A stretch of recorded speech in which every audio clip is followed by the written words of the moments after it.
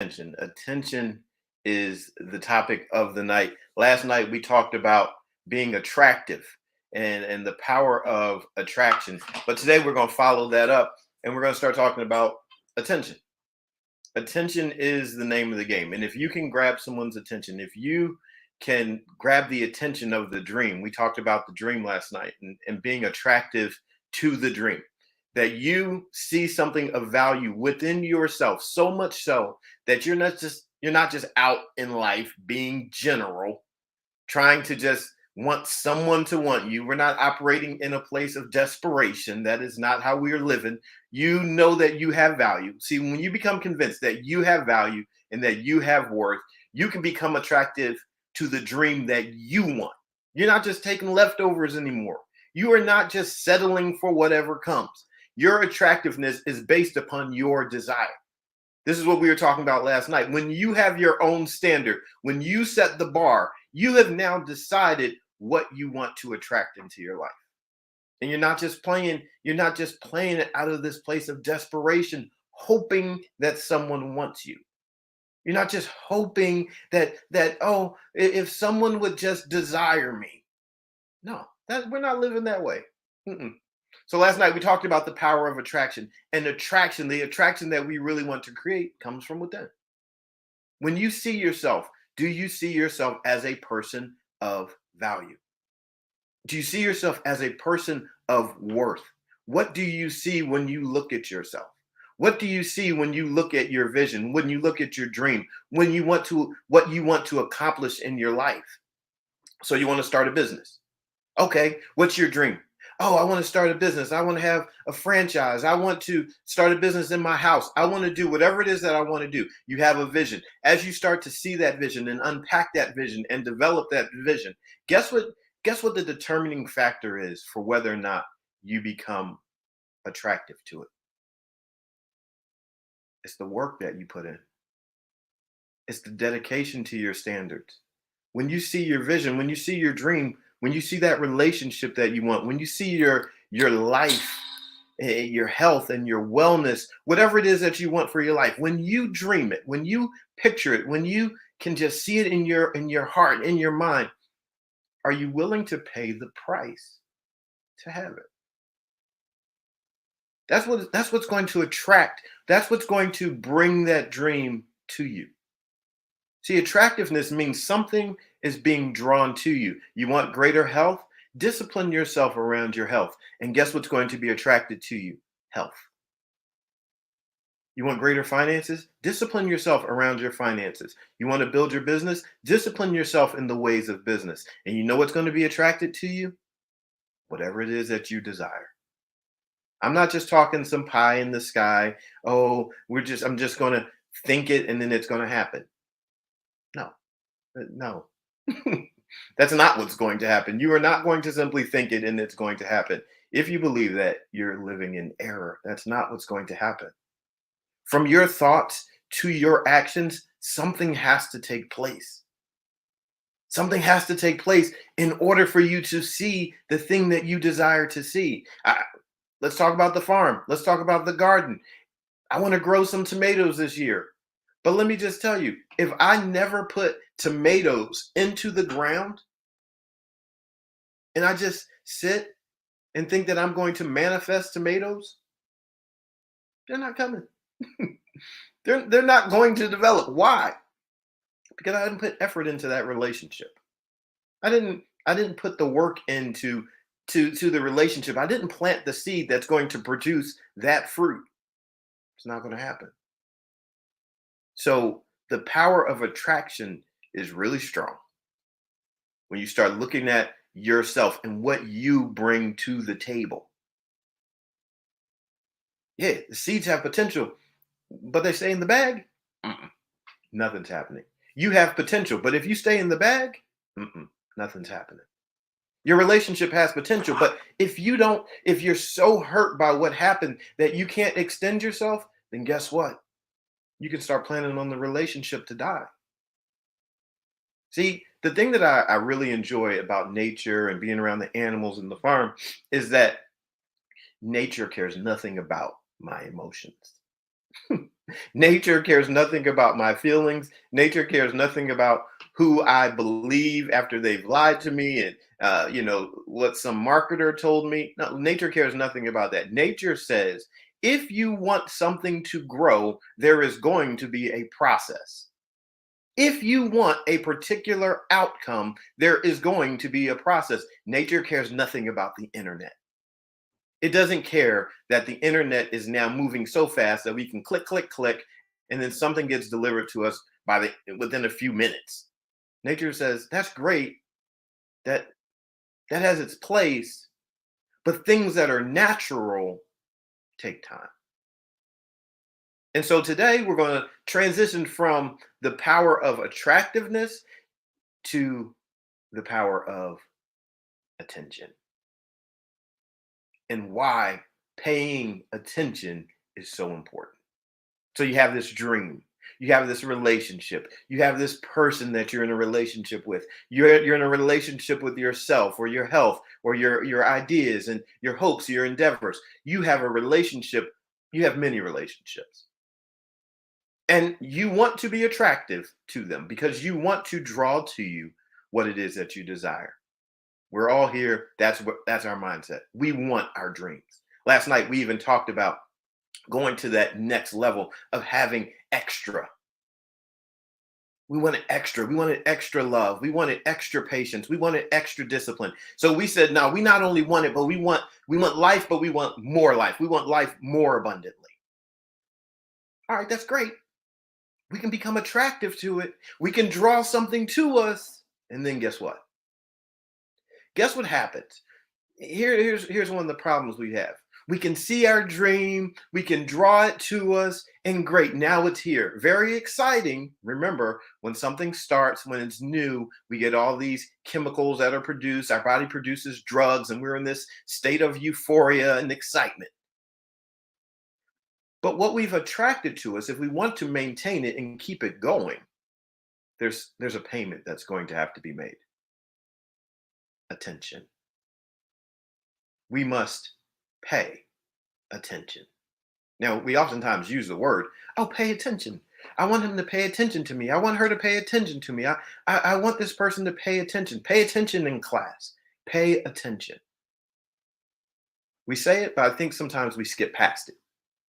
But if we slow it down, there's something to be said there. Because if we go to a store and we desire something, we desire a product or a good, we know that we have to pay for it. That means there is going to be something that we have to put out in exchange for something that we're getting back.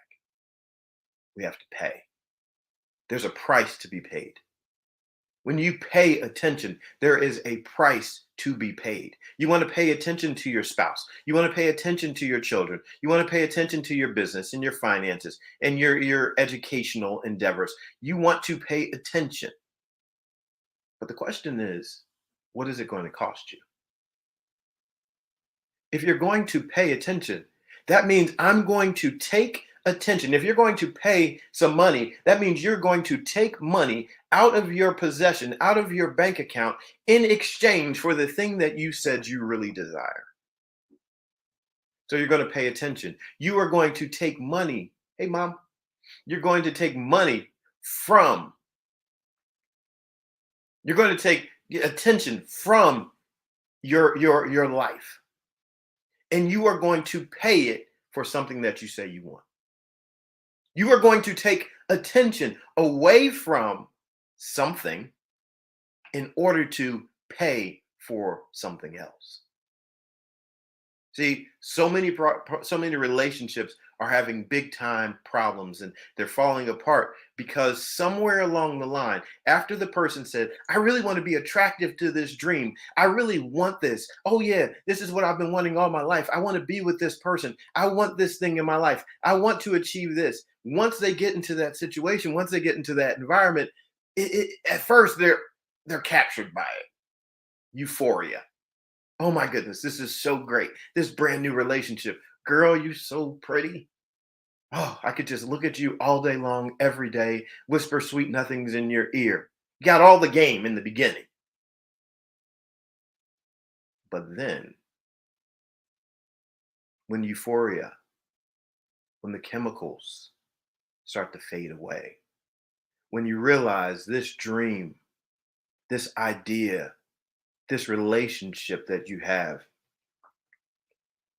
it requires something of you every day in order to grow, then the attention starts to drop. Wait, but you mean I have to pay attention to you every day? You mean, wait a second, you mean, okay, wait. So we're going to grow a relationship and I need to pay attention to you every day. I need to pay the price for you every day. This is the kind of relationship that we're in. We're in this relationship where I'm constantly having to pay attention. I thought I thought you were just a one-time payment. See, so many people are in this mindset of a one-time payment for relationships. uh no, that's not how this works. This you may have been around and hung with me a little bit. Yeah, there are installments, daily installments that you need to make. I share with some of the young men that I work with, and we're talking relationships, or when I'm sharing with their parents or a mom, or perhaps I encourage young men before you start before you start trying to talk to the ladies and do this. Go out, go get a plant, go get some seeds, and grow something. Grow a plant. See if you can keep a plant alive before you go add some person to your life talking about you're going to care for her and be there and all that. No, no, no. See if you can grow a plant. Now, here's why. Let me give you a story from my mom. On one of my birthdays, I'm not even sure how old I was, but on one of my birthdays, my mom gave me a pot, she gave me soil, and she gave me seeds. And I thought it was the jankiest birthday gift. It was a janky gift. I'm like, what? Why? She said, grow it. I was like, I don't want a janky pot and plant some seeds, grow something. I don't want this. This is not what I want for my birthday. I'm like, you can hook me up better than this. But my mom being my mom, I received it with Thanksgiving, barely, but I received it and I appreciated it, and so I took these seeds in this pot in this soil, and I did. I planted the seeds, and this was all before the farm and all this stuff, ever came about. And so I planted the seeds in the soil, and I started to take care of them. As you know, when you first plant it, nothing's happening. So it was just kind of a janky gift, and it was going to be what it was. But here's what happened. Something in me, when I started going through the process, felt the challenge. I felt challenged to now cultivate life. Okay, so something happened, and I'm planting these seeds, and I'm putting it together. I'm putting the soil in, and I'm like, all right, these are seeds, and this is soil.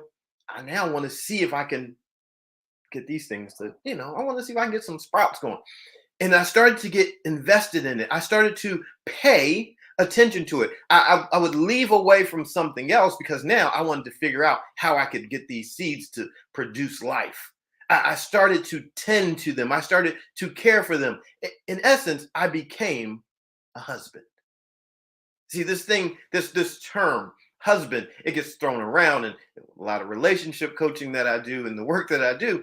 A lot of times people will say, oh, that's my husband. And I say, you might be married, but that might not be your husband. Or I might be talking to one of the guys, like, listen, your title might be husband, but if you're not doing the work, you're actually not that. You're just married. There's a big difference. Husband means I'm going to take something and cultivate it to life. Husbandry. It comes from this word. You can switch it out for another word, gardening. See, I figured out, let's just stop saying husband for a little bit. Can you say, I am the gardener? Can you say, that man is the gardener? Is it, are you gardening? Changes. It changes when you realize gardening means my work. I'm putting my hands to this labor of producing life. I'm tending to, I'm caring for, I'm protecting for the purpose of seeing the best of this seed come to life. So I planted the seed and it's in this little bucket and in the potting, plant and in the soil. I now had to start figuring out how can I get this seed, this potential into the environment that is needed so that the best of the seed could come to life. See, this is why I tell a lot of people, like especially my ladies that I work with, ladies, don't worry about being picked. See, when you pick a flower, it immediately begins to die. Don't worry about being picked, because someone picks a flower so that they can put it in their atmosphere so that their atmosphere can be beautified. You don't need to be picked. See, the difference between being picked and being cultivated are vastly different. See, what I was doing with that little seed in that soil in that pot, I was cultivating it. I was looking for the right environment so that the seed could flourish. I wasn't thinking about picking it. That was going to kill it. See, there's a mindset shift. Sometimes we use words that give us clues that we don't listen to. So busy, worried about being picked. Choose me. Why? Because I'm in a desperate place. I'm in a desperate place. So I'm willing, if you would just pick me, I'm willing to be in your environment and beautify your environment. And I'm actually willing to die for the sake of the beauty that you want in your environment. Gardening is different, because now you find a place where the seed flourishes and you start to tend to it there. And then the seed opens up and the seed beautifies the environment where it is. And when you want to see the seed, you get into the environment of that thing that you've cultivated. It's different and it's fun. It's an enjoyable process. And so all of us, male, female, whatever, you have the power of becoming the husband. To your dreams, to your hopes, to your aspirations, to your endeavors, you get to become the cultivator. But what is it going to cost you? Attention.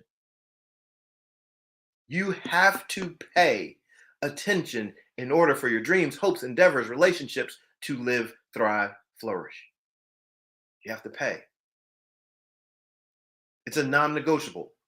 If you do not pay attention, let me just tell you what happens.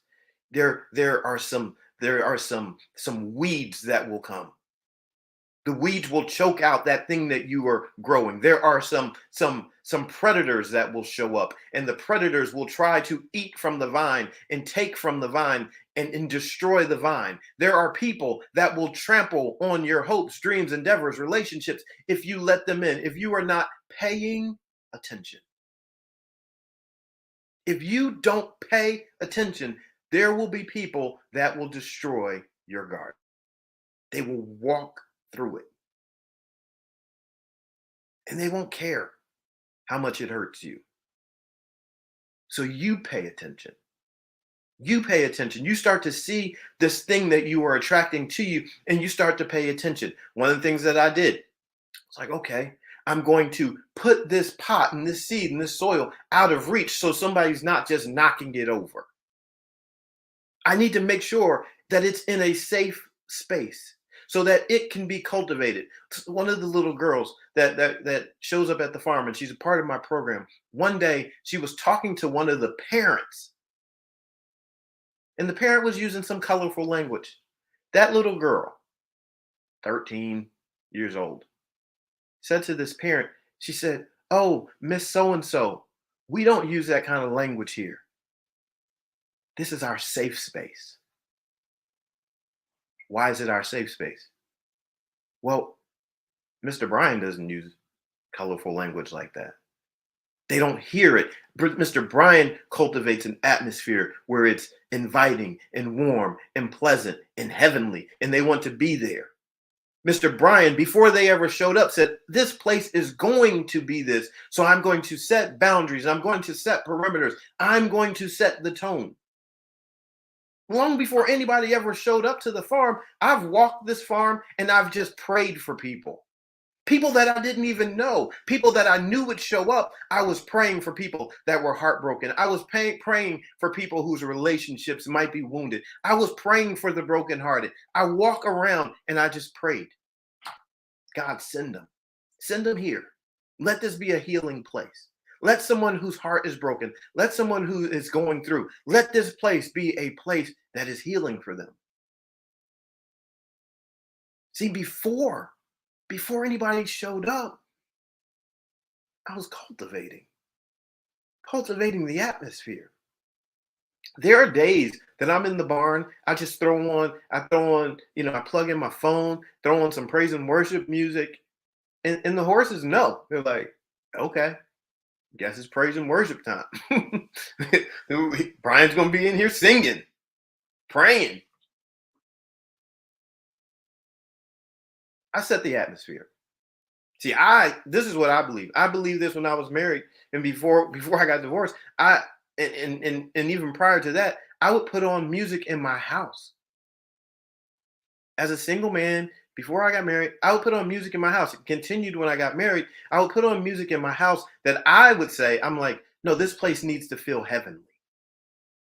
This, where I am, is a little slice of heaven. I want it to feel that way. I want the angels to feel welcome where I am. This is the kind of conversations that I have. And so I'm like, this is how I believe, right? So you live your life, but this is how I believe.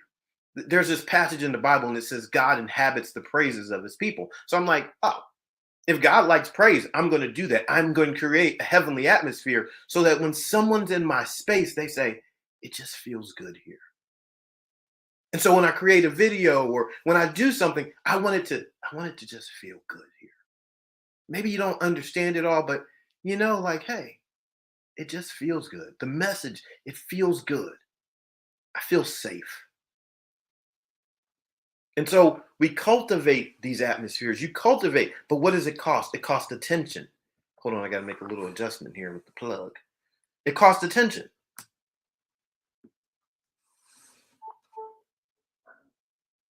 Are you willing to pay attention? Are you willing to look at your atmosphere to make sure that it's conducive for what you want? Are you looking at the soil of your environment to make sure it's conducive for what you want to grow? See, I think about this when I'm sweeping the lane. I'm sweeping, I'm sweeping, I'm sweeping. I'm not just sweeping because I like to sweep. I'm sweeping because when someone shows up and they look into the barn, I want them to see it clean. First of all, I want to see it clean. But I want them to see it clean because you may have heard cleanliness is next to godliness. Okay, well, cool. If you can look in and it looks clean, it's just going to be a little bit of peace added. You might not even know why. But you don't go to Disney and see trash all over the place. I would imagine you're not going, if you go to heaven, you're not going to see trash all over the place. Well, I want my stuff to look heavenly, right? I want my stuff to look heavenly. I want my relationships to be heavenly. I want that. If there is a place of euphoria, I want to have it in my space. I want to pay attention to my dreams. I want to serve people. I want to pay attention. What do I need to do to protect those that are going to show up in my space? What do I need to do to serve those that are going to show up in my space? What level of attention am I willing to pay? Operated a women's gym, women's fitness and training facility for several years. Every month at the beginning of the month, and when people would initially start in the gym, they would come in, we would do some health history, they would go through a process. We would take measurements. We're going to measure. I have my tape measure out, I'm measuring around them. They get on the scale. We're going to do some measurements. We find out what kind of, what kind of shape and condition they're in. We're going to find out, we're going to have some measurables. And every month I would check. Every month we would measure, we would get on the scale. Every month we were going to go through this process. Why? Because these women that are a part of my life mattered so much to me that I needed to know their details. because I needed to know that I was serving them well enough for their life to be transformed. We're not. They don't need me just being in their life as a dude with running the gym, collecting money from them. No, no, no, no. That's not how this is going to work. If you are in my life, after a certain period of time, your life should produce transformation. Otherwise, I'm not serving you well. That's the deal. So I guarantee somebody, if you are in my life and I'm in your life, there is going to be transformation. Thanks, Erica. There's going to be transformation. Why? Because I'm going to serve you so well that your life transforms. There aren't many guarantees in life. I put guarantees on myself because I'm willing to pay attention. I'm willing to pay attention.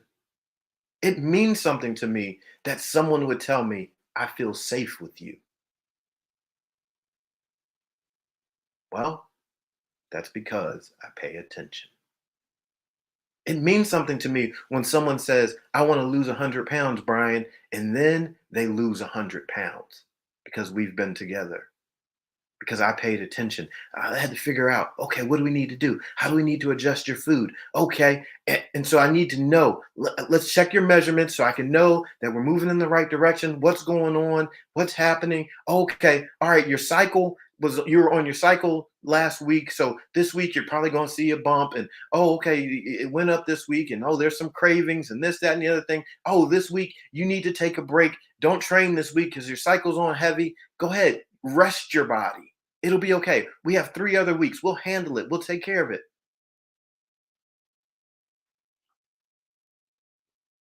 How much attention are you willing to pay? The ladies I work with, they would go out and they're buying new outfits. They would they would they would send me pictures. Brian, what do you think about this outfit? Paying attention. I can give them feedback. Oh no, the stripes will look better going this way. Oh no, you want to go with empire waist and oh, okay, all right. What do you think? Brian, see, when you're willing, this is I love this, but I'll share it with you. When you're willing to pay attention, your trust level with people will go up. There are women. I'm not a woman. I've never been a woman. I've never worn a bra. But women would trust me to give them advice on bras that they should wear. I'm like, hey, you're really heavy chested. Let's go with this. This bra type would probably work well for you. Yeah, I know it's $80. I know it's an $80 bra, but it's going to hold you in. It's going to keep you from, bouncing up real heavy. Let's take care of your breast tissue. I wasn't at all ashamed to do it either. I could tell you. I'm like, I was going through those companies. I reach out to companies now and I talk to them about their products and what they have going on. Why? Because I pay attention. I listen when the ladies I work with, they're like, oh, we don't like the way this is designed. I'll reach out to a company in a heartbeat and say, guess what? The reviews on the streets. Mm-mm.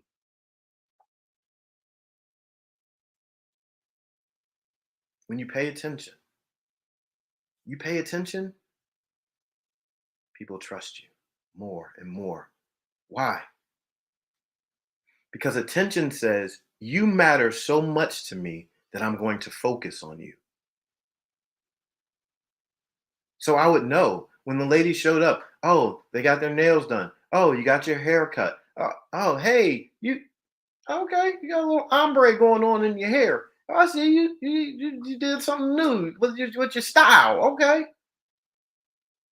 They're like, man, yes, I know what an empire waist is. Sharon, I'm about this life. I'm not, listen, I'm about this life. I study. Where's my book? Remember I showed you. I was looking through my books, right? You see this breast book? You see Dr. Susan's First book. This is a big book. Why? Because I studied. I look my bookshelf. I'm looking through my bookshelf. Some of the titles in my bookshelf are titles such as "If Only He Knew." Right? I want to know what is the things. What are the things that are being said? You know, like I want to know. I want to know. I want to study. When you study, what it does is it puts you in a position where you don't have to be ashamed. When you study, when you focus, when it becomes a joy to you to cultivate, when you start to take pleasure in paying attention because your attention produces something, you don't have to be ashamed. You're like, I know that this that I attracted to me, I am willing to pay the price for.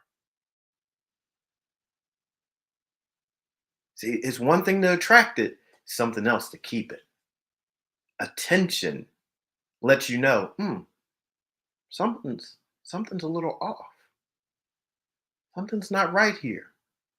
As a massage therapist, when you learn how you learn the process of paying attention in massage therapy school, you learn how to study people, and you're looking at their bodies and how they're moving. And so I watch people and how they walk. Right? If their gait is a little bit off, if they're limping a little bit, if their hips are out of alignment. Sometimes for a lot of women, they wear high heels, and so their hips can get out of alignment because they're wearing these heels. And so I watch because as I'm paying attention, I can pick up on something that's going to allow me to better serve them. This is what attention does.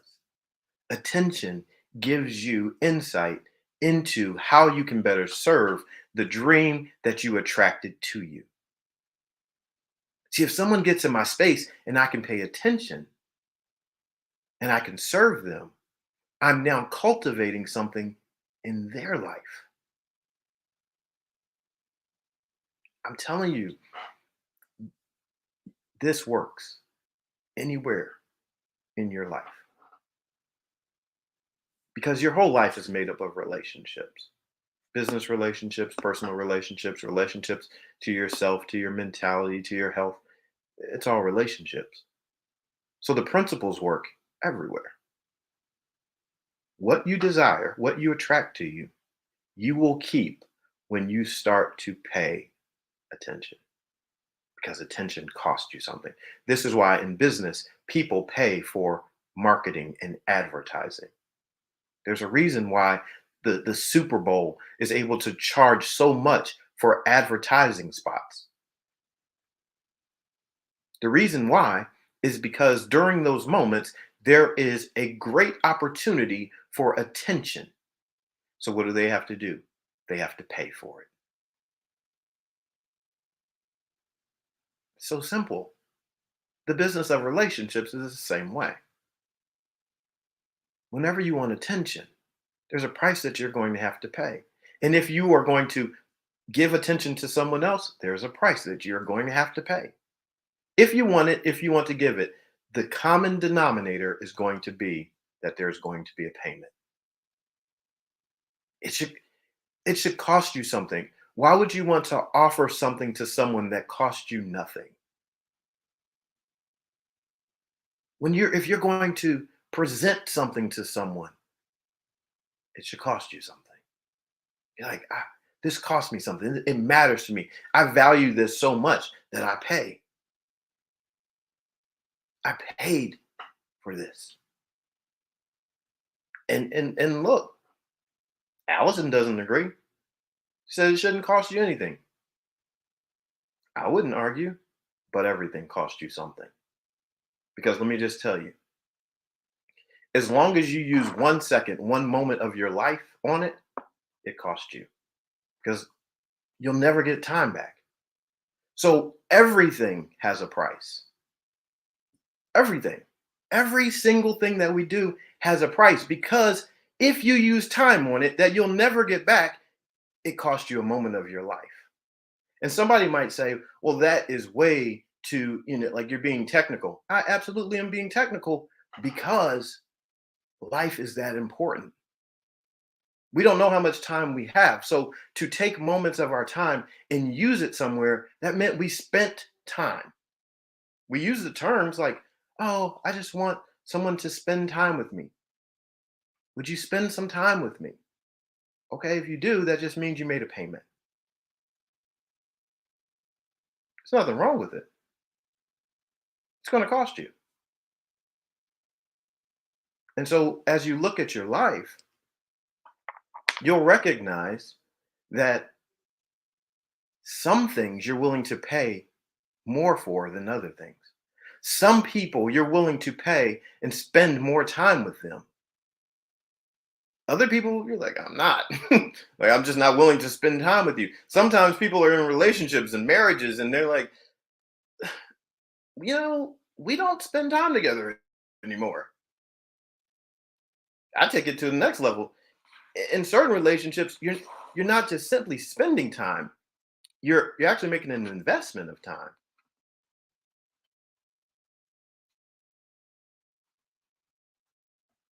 And you make an investment because you want a return.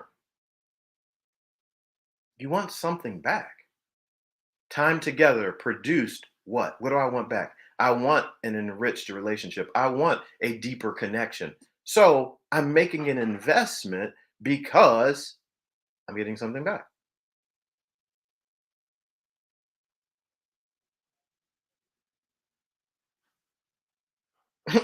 Currency. It's currency. And I think so often we understand how business works, but we don't think that it applies to the business of relationships. The business of relationships. If you just kind of look at it, there's it aligns. Why? Because everything really comes down to being a relationship. And so we go to that place, we work from that place, we operate from that place, and we recognize there are different components. Yeah, it's great to be attractive,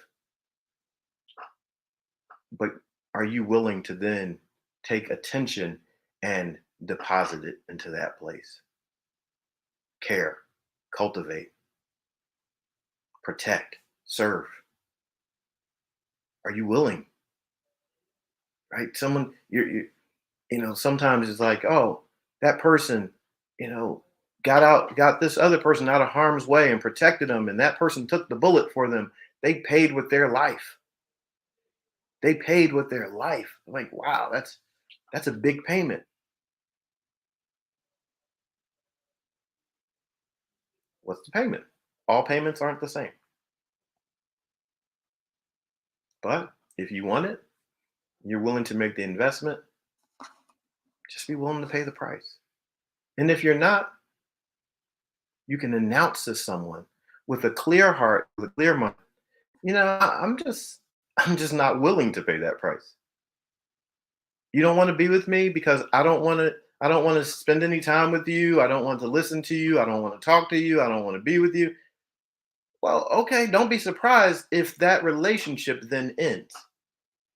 Again, if you don't want to put any time into cultivating the plant, don't be surprised like if it dies because you didn't water it.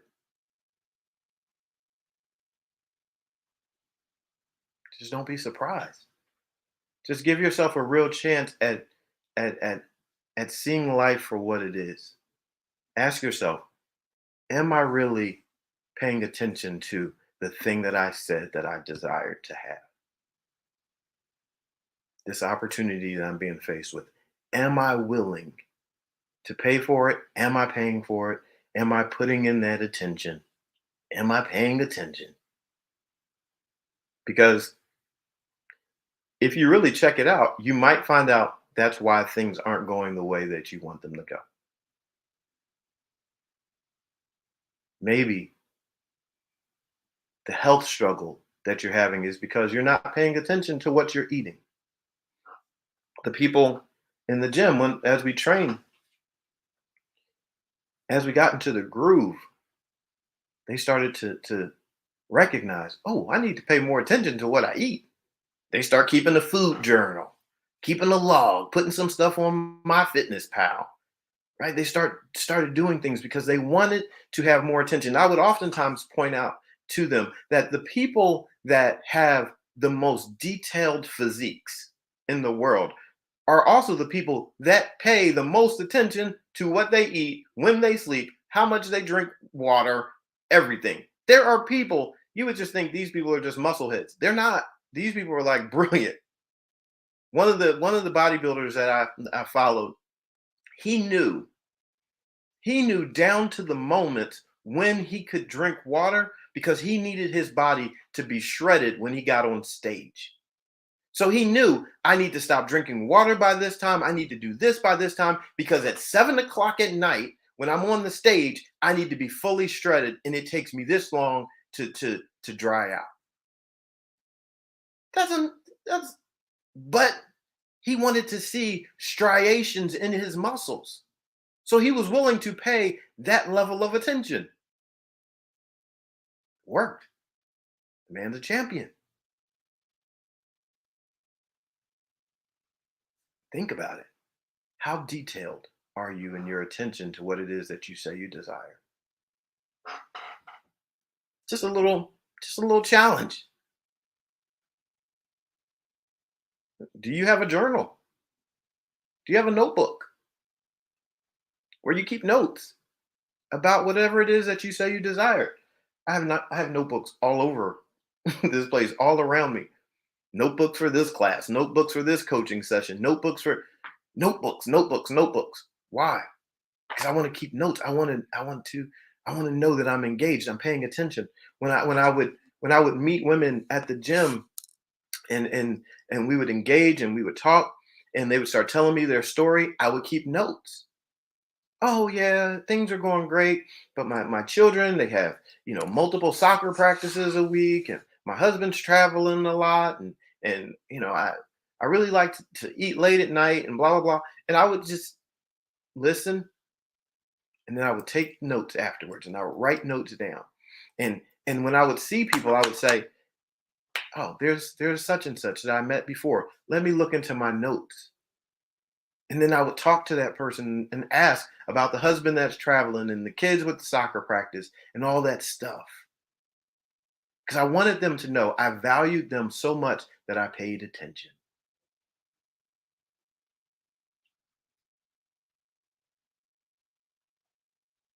You can do the same thing for yourself. Listen to yourself. Take notes. Write down how your life is going. Boom, boom, boom, boom, boom. Write it all down. Keep some notes. This is how things are going. This is how I felt today. These are some of the thoughts that I had. These are some new ideas. These are some things I need to tend to.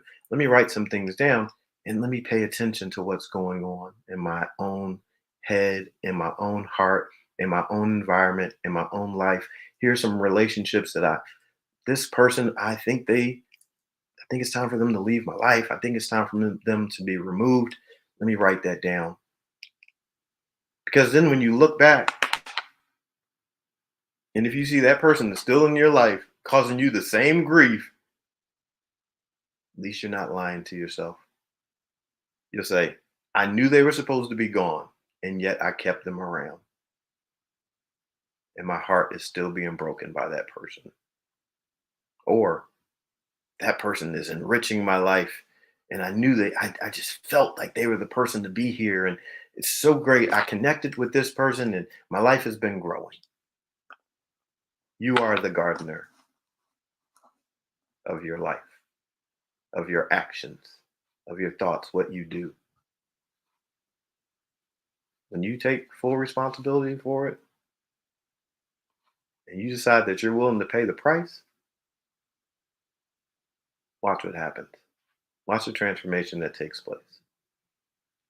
So I just wanted to encourage you tonight. Yesterday was about attraction. Today was about attention. So we're building. We're building. Tomorrow we'll talk about something different. I appreciate you all for being here. It's been a pleasure to be connected.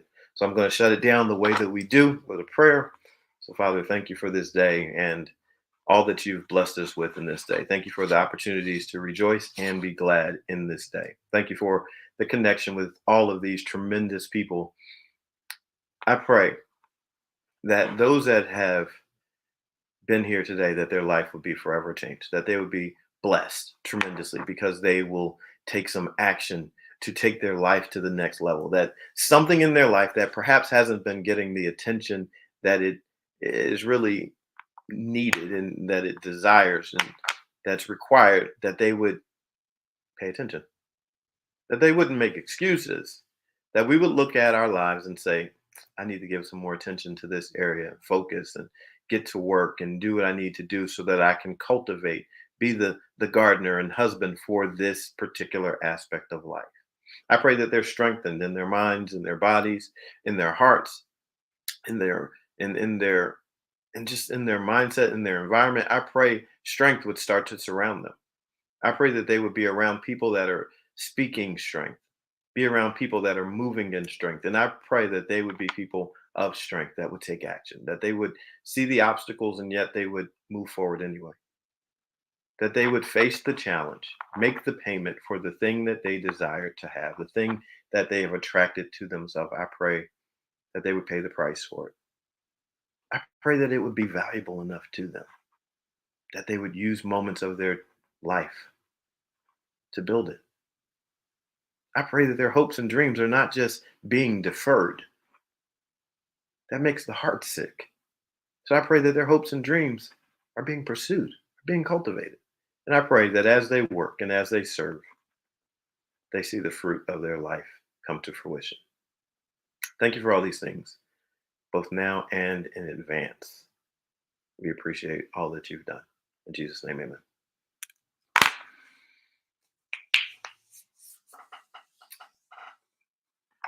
I appreciate you all. Thank you so much. This is always a good time, right? We're moving forward. We're doing things. We're taking action. April, Action and Accountability Month. So we are doing what we do. Hey, Lisa Dean, moving, taking action. I appreciate you. Have a fantastic evening. I always encourage you to take a few moments, jot down a few thoughts. You know me, I believe in the sticky note. Keep a sticky note like close by. Anybody knows, you know, Post-its and they want to sponsor me, by all means. I'm always down for more sticky notes. So you all have a fantastic rest of your evening. You've been missing my lives? Well, you can count on me being here Tuesday, Wednesday, and Thursday, somewhere right around 9 o'clock, depending on how our classes and trainings are going. But it's going to be somewhere right around 9. So if that works, 9 p.m. Eastern Standard Time, that is, then by all means, I hope to see you. You all have a fantastic night. My name is B.A. Shepherd, 2 P's, A-R-D, reminding you to be a shepherd. The world has enough sheep. I love you much. Good night. See you.